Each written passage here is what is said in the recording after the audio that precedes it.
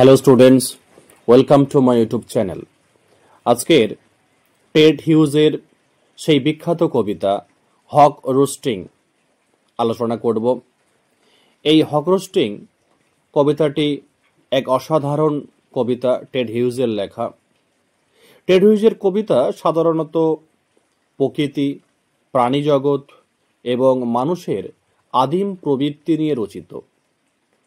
তিনি প্রকৃতির সৌন্দর্য নয়, বরং তার নির্মমতা, সহিংসতা ও শক্তির খেলা তুলে ধরতে পছন্দ করতেন।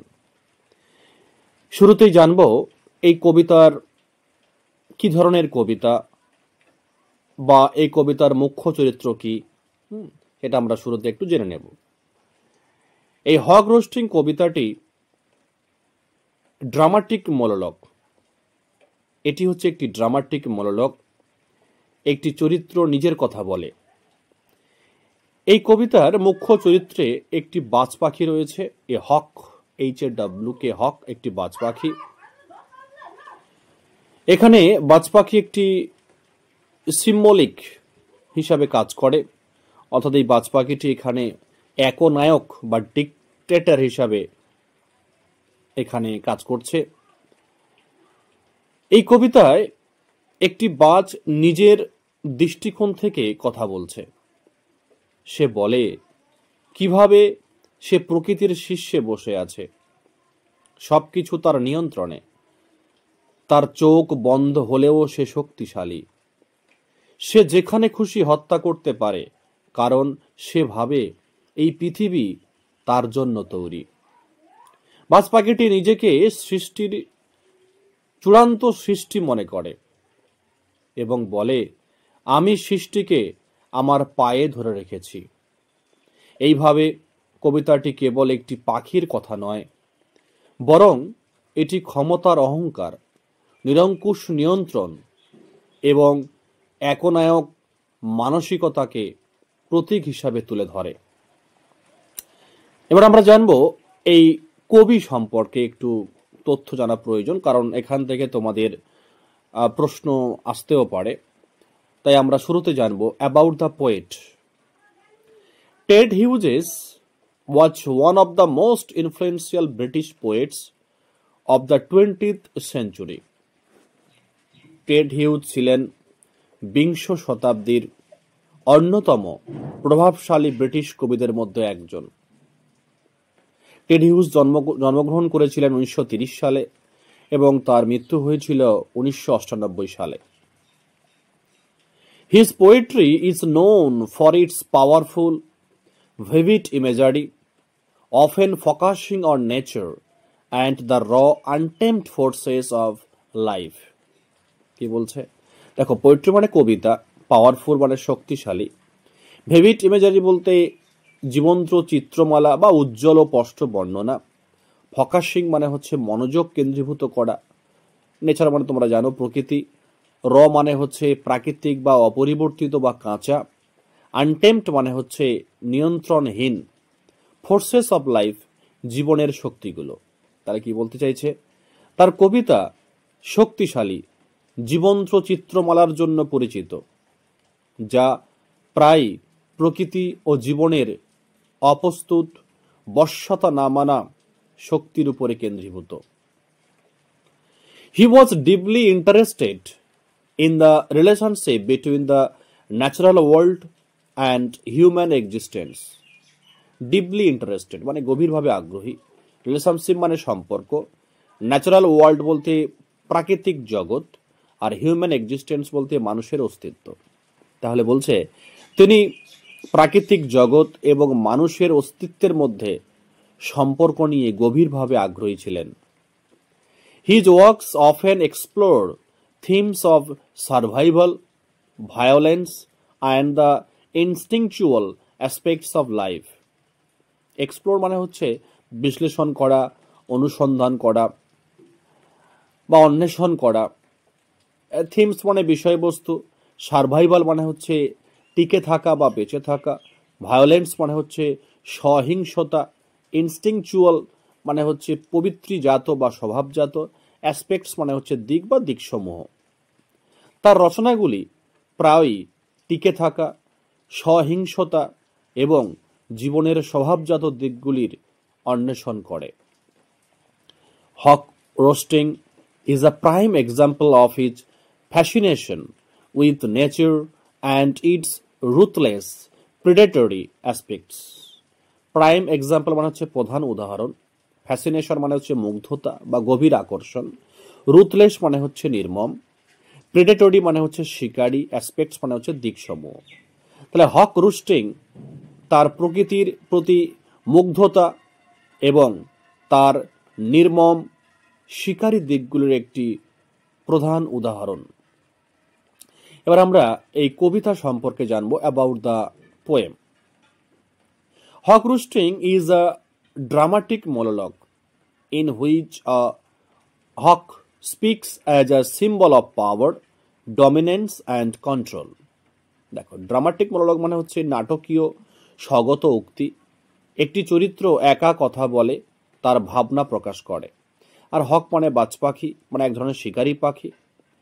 আচ্ছা, স্পিক্স মানে কথা বলে, সিম্বল মানে প্রতীক, ডমিনেন্স মানে হচ্ছে আধিপত্য বা প্রাধান্য, কন্ট্রোল মানে হচ্ছে নিয়ন্ত্রণ। তাহলে হক রুস্টিং একটি নাটকীয় স্বগত উক্তি যেখানে একটি বাজ পাখি শক্তি, প্রাধান্য এবং নিয়ন্ত্রণের প্রতীক হিসাবে কথা বলে।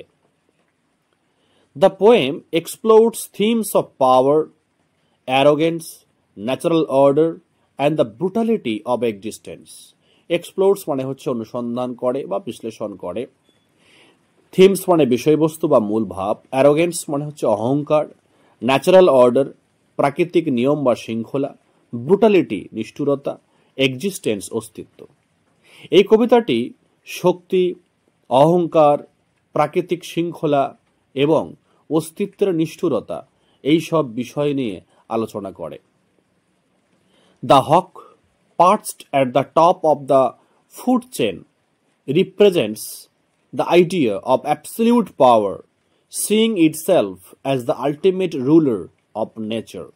হক মানে বাজ পাখি, পার্চড মানে হচ্ছে বসে থাকা, top of the food chain মানে হচ্ছে খাদ্য শৃঙ্খলার শীর্ষে, রিপ্রেজেন্টস উপস্থাপন করে, আইডিয়া ধারণা, অ্যাবসলিউট পাওয়ার সম্পূর্ণ শক্তি বা পরম শক্তি, আলটিমেট রুলার চূড়ান্ত শাসক, নেচার মানে প্রকৃতি।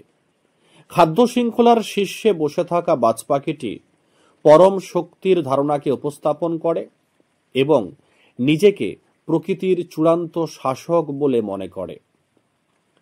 The poem can be interpreted as a commentary on dictatorship, showing the mindset of an authoritarian ruler who believes in their divine right to control and dominate. দেখো, interpreter মানে হচ্ছে ব্যাখ্যা করা, commentary মানে হচ্ছে এখানে ভাষ্য বা ব্যাখ্যা, ডিক্টেটরশিপ মানে হচ্ছে একনায়কতন্ত্র, মাইন্ডসেট মানসিকতা, অথরিটেরিয়ান রুলার স্বৈর শাসক, বিলিভস বিশ্বাস করে, ডিভাইন রাইট ঈশ্বর প্রদত্ত অধিকার, কন্ট্রোল নিয়ন্ত্রণ, ডমিনেট আধিপত্য বিস্তার করা। এই কবিতাটি একনায়কতন্ত্রের উপর একটি ভাষ্য হিসেবেও ব্যাখ্যা করা যেতে পারে, যা একটি স্বৈর শাসকের মানসিকতা তুলে ধরে, যে নিজের নিয়ন্ত্রণ ও আধিপত্যকে ঈশ্বর প্রদত্ত অধিকার বলে মনে করে। It also reflects Hughes' view of nature as both beautiful and merciless, where survival depends on strength and instinct. Reflects মানে প্রতিফলিত করে বা তুলে ধরে, ভিউ মানে দৃষ্টিভঙ্গি বা মতামত, বিউটিফুল সুন্দর, মার্সিলেস নির্মম, সার্ভাইভাল টিকে থাকা বা বেঁচে থাকা, ডিপেন্ডস অন নির্ভর করে, স্ট্রেংথ শক্তি, ইনস্টিংক্ট পবিত্র। এটি হিউজের প্রকৃতি ভাবনাকেও প্রতিফলিত করে, যেখানে প্রকৃতি একদিকে যেমন সুন্দর অন্যদিকে তেমনি নির্মম, আর যেখানে বেঁচে থাকার জন্য শক্তি ও পবিত্রির উপরে নির্ভর করতে হয়। এবারে আমরা এই কবিতার যে লাইন আমরা একটি একটি স্ট্যান্ডা ধরে ধরে আলোচনা করব। দেখো প্রথম যে 4 লাইন, সেই প্রথম 4 লাইন আমরা আলোচনা করছি। বলছে I sit in the top of the wood, my eyes closed. Sit মানে হচ্ছে বসে থাকা, টপ মানে শীর্ষে, উড মানে এখানে জঙ্গল বা বন, আইজ ক্লোজ মানে চোখ বন্ধ করা। তাহলে বলছে I sit in the top of the would, আমি জঙ্গলের শীর্ষে বসে আছি। মাই আইজ ক্লোজড, চোখ বন্ধ করে। দেখো এর দ্বারা বাজ পাখিটি কি বলতে চাইছে? এই লাইনে বাজ পাখিটি নিজের আত্মবিশ্বাস ও কর্তৃত্বের অবস্থান বোঝায়। সে জঙ্গলের সবচেয়ে উঁচু জায়গায় বসে আছে, যা তার শক্তি ও শাসনের প্রতীক। চোখ বন্ধ থাকা বোঝায় সে সম্পূর্ণ নিশ্চিন্ত, তাকে কেউ হুমকি দিতে পারে না। Inaction, no falsifying dream. Inaction মানে হচ্ছে নিষ্ক্রিয়তা, ফলসিফাইং ড্রিম মানে হচ্ছে মিথ্যা স্বপ্ন বা বিকৃত স্বপ্ন বা বিভ্রান্তিকর স্বপ্ন। তাহলে ইনঅ্যাকশন, নো ফলসিফাইং ড্রিম, নিষ্ক্রিয়তা, কোনো মিথ্যা বা বিভ্রান্তিকর স্বপ্ন নেই। বাজ পাখিটি বলছে সে নিষ্ক্রিয় থাকলেও তার দুর্বলতা নয়, সে কোনো বিভ্রান্তিকর কল্পনা করে না, তার ভাবনায় কেবল বাস্তবতা। সে অলস নয়, বরং আত্মবিশ্বাসী ও বাস্তববাদী। Between my hooked head and hooked feet. দেখো হুকড মানে হচ্ছে বাঁকা, এখানে ঠোঁট ও পা শিকার করার জন্য মানে উপযোগীভাবে বাঁকানো, যাতে শিকার সে ভালো করে ধরতে পারে, তাই তার ঠোঁট এবং পাটা হচ্ছে বাঁকা থাকে। হেড মানে হচ্ছে মাথা, এখানে মাথা বলতে ঠোঁটকে বোঝানো হয়েছে, ফিট বলতে পা। Between my hooked head and hooked feet, আমার বাঁকা মাথা মানে বাঁকা ঠোঁট আর বাঁকা পায়ের মাঝখানে। এই লাইনটি বাজ পাখিটির দেহের রূপ এবং তার নির্মম স্বভাবকে তুলে ধরে। তার ঠোঁট ও পা দুটোই শিকার ধরার জন্য তৈরি, তার অস্তিত্বই শক্তি ও হিংস্রতার প্রতীক। Or in sleep rehearse perfect kills and eat. দেখো স্লিপ মানে ঘুম, রিহিয়ার্স মানে হচ্ছে অনুশীলন করা বা পুনরাবৃত্তি করা, পারফেক্ট কিলস মানে হচ্ছে নিখুঁত হত্যা, ইট মানে খাওয়া। তাহলে কি বলছে? Or in sleep rehearse perfect kills and eat, অথবা ঘুমের মধ্যেই, ইন স্লিপ ঘুমের মধ্যেই নিখুঁত শিকারের অনুশীলন করি। রিহিয়ার্স পারফেক্ট কিলস মানে কি? নিখুঁত শিকারের অনুশীলন করি, অ্যান্ড ইট খাই, মানে ঘুমের মধ্যে সে শিকার করে, ঘুমের মধ্যে সে খায়। বাজ পাখিটি বলে যে ঘুমের মধ্যেও সে নিজের শিকার ও খাওয়ার চিন্তায় থাকে। তার চিন্তা ভাবনাও নির্মম ও ক্ষমতা কেন্দ্রিক। তার অস্তিত্বে করুণা নেই, কেবল প্রবৃত্তি ও টিকে থাকার লড়াই। Next stanza. The convenience of the high trees. Convenience মানে হচ্ছে কি? সুবিধা। হাই ট্রিজ মানে হচ্ছে উঁচু গাছপালা, উঁচু গাছপালার সুবিধা। The convenience of the high trees, উঁচু গাছপালার সুবিধা। বাজ পাখিটি বলছে প্রকৃতির এমন গঠন তার সুবিধার জন্যে। উঁচু গাছগুলোতে বসে সে শিকারের জন্য নজরদারি করতে পারে। এটি তার প্রাধান্য ও শাসনের জায়গা, যেন প্রকৃতি তাকে সেবা দিচ্ছে। The ears buoyancy, the air's buoyancy and the sun's ray. দেখো এয়ার্স buoyancy মানে হচ্ছে বাতাসের ভাসমানতা বা বাতাসের যে মানে কি বলে হালকা বাতাস বয়ে যাওয়া, আর সান রেস মানে হচ্ছে সূর্যের কিরণ। তাহলে the ears buoyancy and the sun rays, বাতাসের ভাসমানতা আর সূর্যের কিরণ। এখানে বাজ পাখি বোঝাচ্ছে যে প্রকৃতির প্রতিটি উপাদান, বাতাস ও আলো তার অনুকূলে কাজ করছে। বাতাস তাকে সহজে ওড়ার সুযোগ দিচ্ছে, আর সূর্য তার চারপাশ উজ্জ্বল করছে। সে যেন প্রকৃতির দুলাল। Are of advantage to me, দেখো are of advantage to me, are of advantage মানে সুবিধাজনক বা লাভজনক, টু মি মানে আমার জন্য, মানে আমার জন্য উপকারী বা আমার জন্য সুবিধাজনক, আর অফ অ্যাডভান্টেজ টু মি। এই লাইনে সে ঘোষণা করছে, বাজ পাখি ঘোষণা করছে যে প্রকৃতির সবকিছুই যেন তার জন্য বানানো। সে নিজেকে সর্বশক্তিমান বলে মনে করে আর সবকিছুকে নিজের অধীনস্থ মনে করে। And the earths face upward for my inspection, কি বলছে? And the earths face upward for my inspection. Earths face মানে হচ্ছে কি পৃথিবীর মুখ বা ভূমিপৃষ্ঠ, ভূমিপৃষ্ঠ বলতে পারো। আপওয়ার্ড মানে উপরের দিকে, ইন্সপেকশন মানে হচ্ছে পর্যবেক্ষণ বা নিরীক্ষণ। বলছে এবং পৃথিবীর মুখও যেন উপরের দিকে আমার পর্যবেক্ষণের জন্য। এখানে বাজ পাখির দম্ভ ও কর্তৃত্বের চূড়ান্ত প্রকাশ ঘটেছে। সে মনে করে পৃথিবী নিজেই তার দিকে মুখ তুলে রেখেছে, যেন সে তত্ত্বাবধান করে। পৃথিবী তার কাছে আত্মসমর্পণ করেছে, এটাই তার মানসিকতা।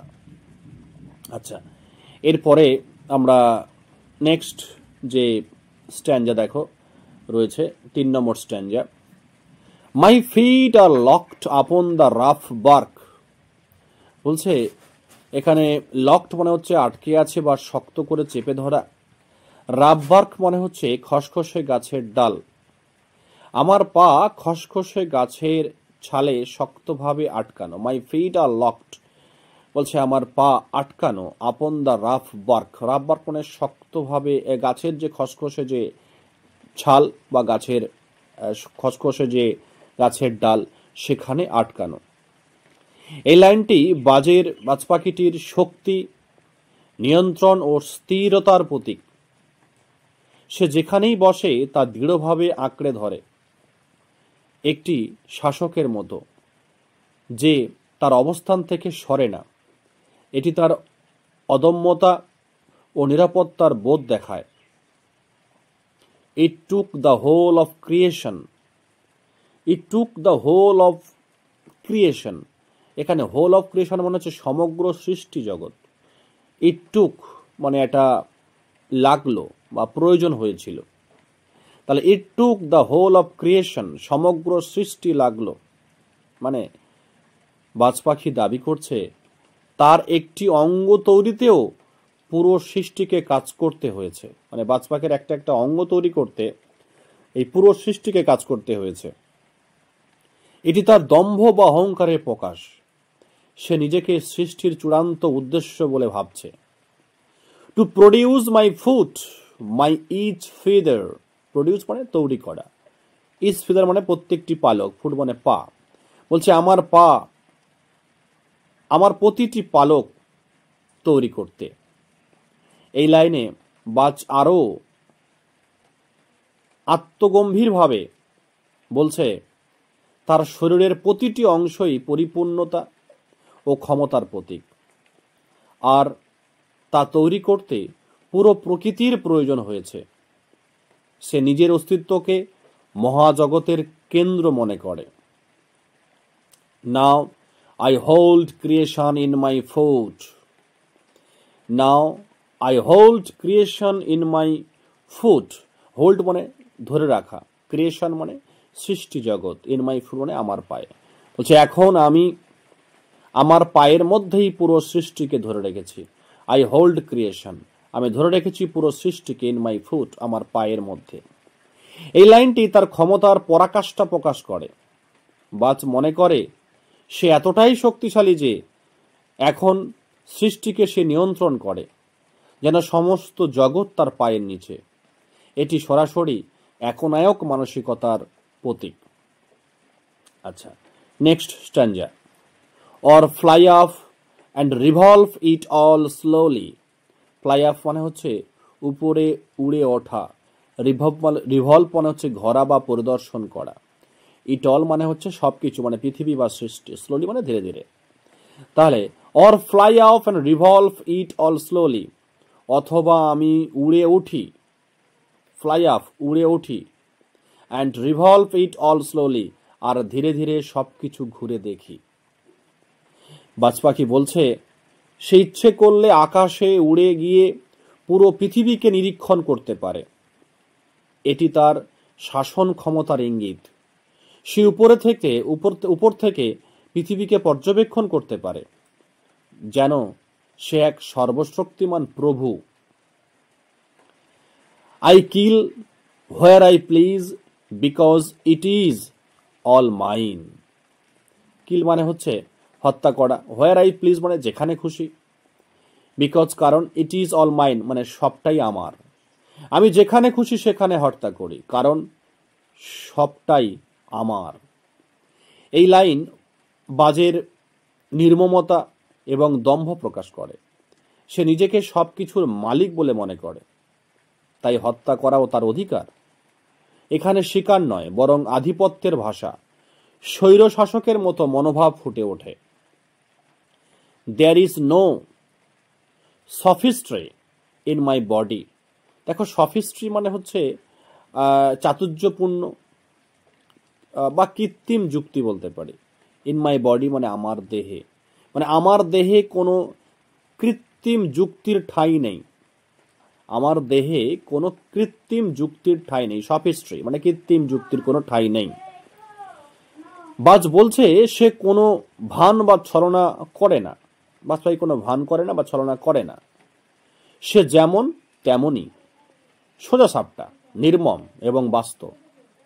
এখানে সে নিজেকে এক নিখুঁত প্রাণী হিসেবে দেখাচ্ছে, যার কাজই হচ্ছে শক্তি প্রয়োগ করা, বিনা যুক্তি বা সহানুভূতির নয়। বিনা যুক্তি বা সহানুভূতির মানে শক্তি দেখানো হচ্ছে তার একমাত্র কাজ।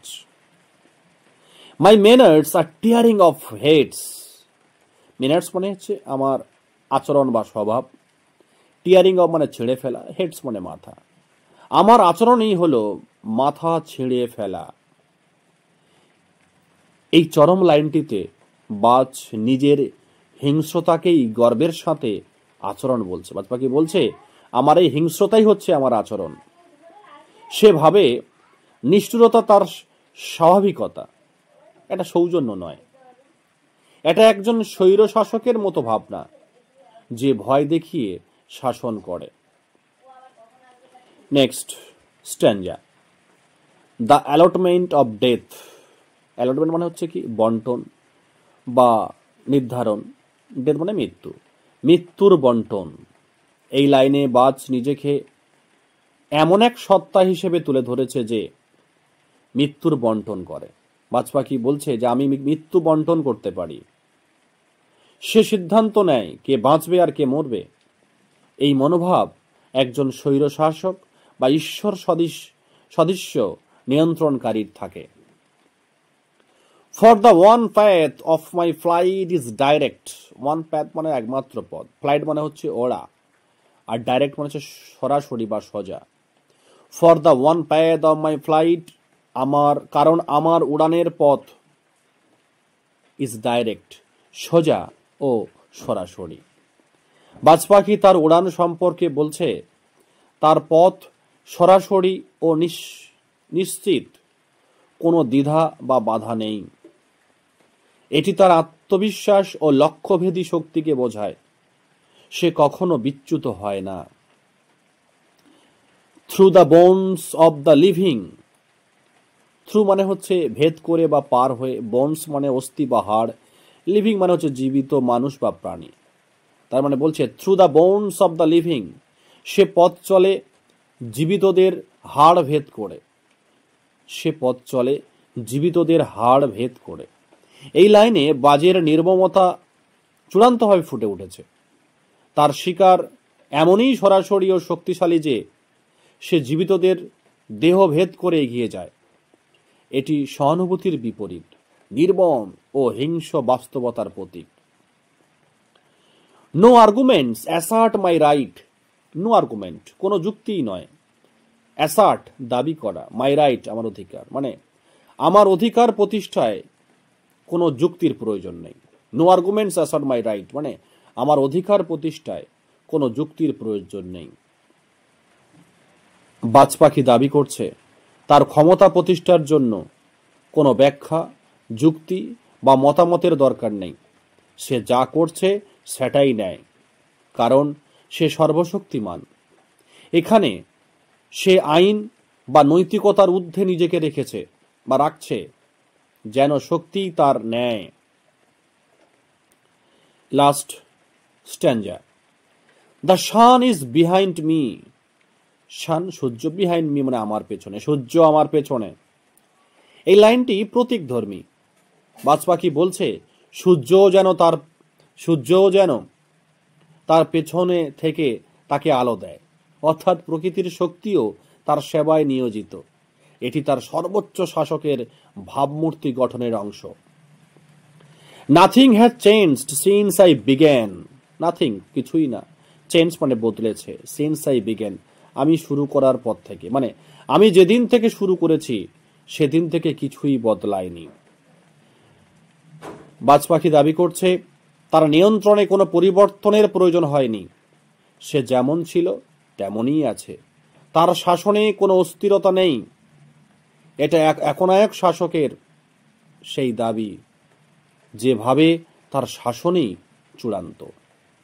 মাই eye has permitted no change. Eye বলতে চোখ, এখানে পর্যবেক্ষণ বা নজরদারিকে বোঝাতে বলা হয়েছে। পারমিটেড অনুমতি দিয়েছে, নো চেঞ্জ কোনো পরিবর্তনের নয়। আমার দৃষ্টি কোনো পরিবর্তনকে অনুমতি দেয়নি। এই লাইনটি থেকে বোঝা যায় বাজ নিজের শাসনের কঠোরতা এবং স্থায়িত্ব নিয়ে গর্ব করে। সে পরিবর্তনের বিরুদ্ধে, কারণ সে মনে করে পরিবর্তন মানেই দুর্বলতা বা হুমকি। I am going to keep things like this. Keep মানে হচ্ছে বজায় রাখা, থিংস মানে অবস্থা বা বিষয়গুলি, লাইক দিস এই রকম। আমি সবকিছু এভাবেই রেখে দেব। I am going to keep things like this, আমি সবকিছুই এইভাবেই রেখে দেব। শেষ লাইনে বাজ স্পষ্টভাবে জানিয়ে দেয় সে কোনো পরিবর্তনের পক্ষে নয়। বর্তমান পরিস্থিতিই তার ইচ্ছামতো, তাই সে তা ধরে রাখতে চায়। এটি এক শাসকের সিদ্ধান্ত, যে শক্তি ও নিয়ন্ত্রণের ভার তার হাতে রেখে সবকিছু চিরকাল অপরিবর্তিত রাখতে চায়। এই শেষ তবকে বাজ তার পরম নিয়ন্ত্রণ, অপরিবর্তনীয় ক্ষমতা এবং একনায়ক সুলভ দৃষ্টি স্পষ্ট করে তোলে। সে দাবি করে পৃথিবীতে তার নজরে কোনো পরিবর্তন ঘটেনি এবং সে তা হতে দেবে না। এটি প্রকৃতির নির্মমতা, স্থিতিশীলতা এবং একনায়কতন্ত্রের গভীর প্রতিফলন।